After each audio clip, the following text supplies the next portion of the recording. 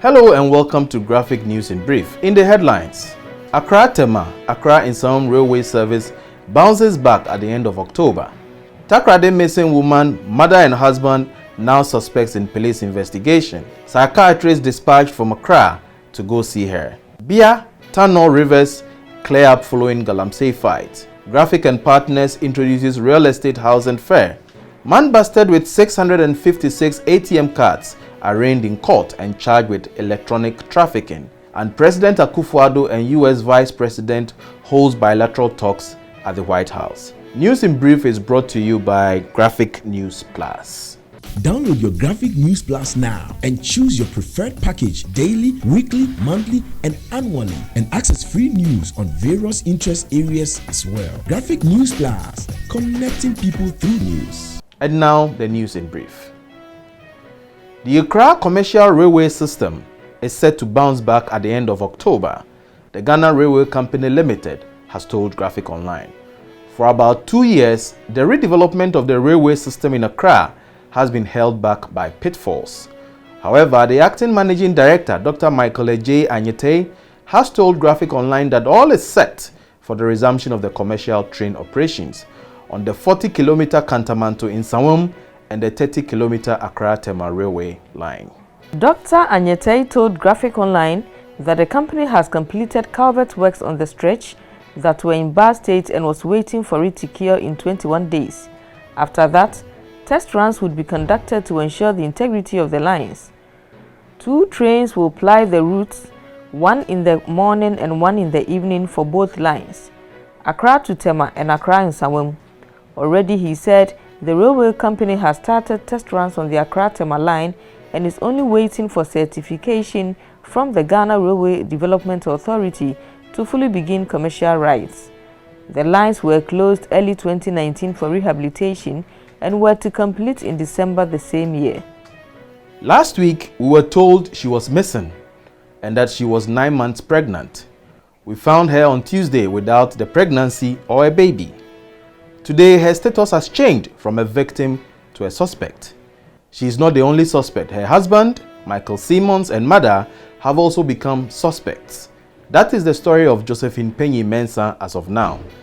In a police statement issued today, it was confirmed that doctors at the Axim Government Hospital, after examining her, have concluded that she was never pregnant. A second opinion from doctors in Takoradi, Graphic Online gathers, has confirmed same.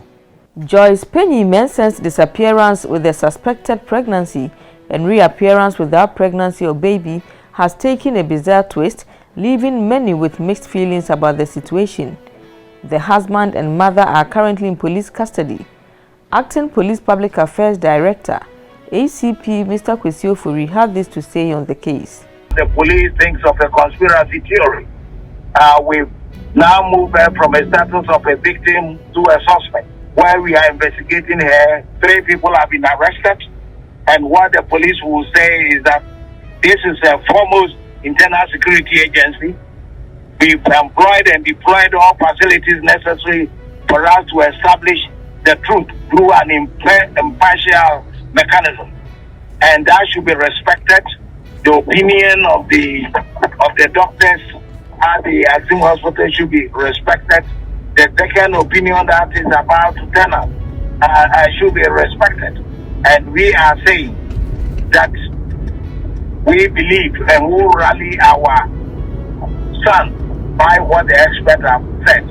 Even if a third opinion, the police will do it at the Hollywood Teaching Hospital. However, Josephine's family and neighbors are insisting she was pregnant and wonder why the authorities will aggravate the situation for an already traumatized woman and family. In Takoradi on Thursday, they invoked curses.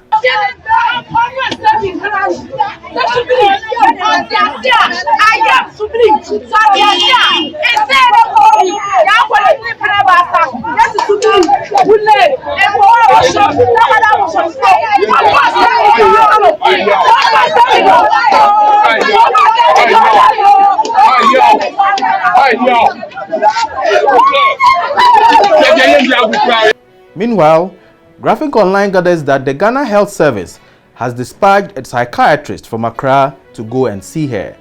Yesterday, a psychologist engaged her in Takoradi, but since there is no psychiatrist in the western region, one had to be dispatched from Accra. The renewed fight against illegal mining, also known as galamsey, is yielding some results. The Tano and Bia rivers, which were heavily polluted through the activities of illegal miners in the western region, have started regaining their natural state. A visit to the rivers by the Minister of Lands and Natural Resources, Mr. Samuel Abujinapo, on Thursday showed that the rivers, which had turned milky brown with high turbidity because of galamsey activities, have now cleared up and gained back their natural color. Mr. Jinapo described the current state of the river as a big boost to the fight against the menace. The bottom line is that we haven't gotten to where we want to, and we cannot celebrate at this stage. It will require a lot more work, consistent work, and a concerted effort for us to clean up all the river bodies of our country. And I've had a meeting with the regional city councils, and they've assured me that they're going to maintain the efforts that we put in place so that we sustain these gains and also bring gains to several other projects. I mean, it's excellent. This is the clearest water I've seen since I became Minister for Lands. That's really good news. Last week, 42-year-old Bashir Musa Aminu was busted with 656 ATM cards at the Kotoka International Airport. He arrived in Ghana on August 20th on transit to Dubai when he was caught with the ATM cards. The cards are connected to 9 banks operating in Ghana and Nigeria. Aminu was slapped with 2 counts of electronic trafficking and stealing when he appeared before an Accra Circuit Court. He has pleaded not guilty to the charges. The prosecution argued that he was a flight risk and had no fixed place of abode in Ghana. The court agreed with the prosecution and remanded him in custody to reappear on October 11, 2021. A real estate housing fair with the aim of connecting aspiring homeowners to estate developers has opened in Accra. Organized by the Graphic Communications Group Limited and Greda in partnership with Eralno, the 3-day event is dubbed Bringing Urban Housing Deficit in Ghana, Investment Opportunities, Funding, Affordability and Accessibility. The Managing Director of Graphic, Mr. Atuafo, says that the event will provide expert advice to people interested in owning their own home. Look at your need state, your pocket, your life stage, and start planning accordingly. And I believe that at this stage, we are really resourced at this expo to make that possible. The experts are here, they would enable that process, and we entreat all residents of this city who are at home listening to us and across content channel platforms to make it a point to come along and interact with the Greda partners, with the financial institutions that are represented here. And I believe that in those conversations, we would find answers to what it is that we set out to achieve in terms of our housing requirements. The Minister of Works and Housing, Mr. Francis Asenso-Boakye, commended the organizers for the initiative, stating that the objective is to eliminate the housing deficit in the country. The housing deficit in Ghana is currently on the increase, and as a ministry, our objective is to wipe away the deficits within the shortest possible time by using an appropriate mix of public and private sector investments that meet the needs and financial capacity of the average Ghanaian. And in our final story, President Nana Addo Dankwa Akufo-Addo, in his address at the 76th UN General Assembly, yesterday advocated for the inclusion of the African Union in the G20. This, he said, will help redefine global policy coordination. Admitting the African Union to an expanded G21 would have the same galvanizing effect within Africa that the EU's participation in the G20 has within Europe, strengthening policy coordination and coherence across the 54 African economies. With the African Union at the table, the group suddenly would have representation for 54 more countries, 1.3 billion more people, and 2.3 trillion more output. This extraordinary increase in representation will add just one seat to the table and about 10 minutes to the discussion.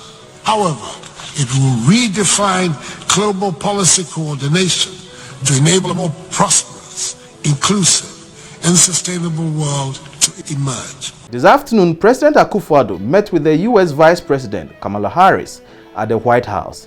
This is what they talked about. And I'm very much looking forward to our conversation today, which is a reaffirmation of the strength of the relationship between the United States and Ghana.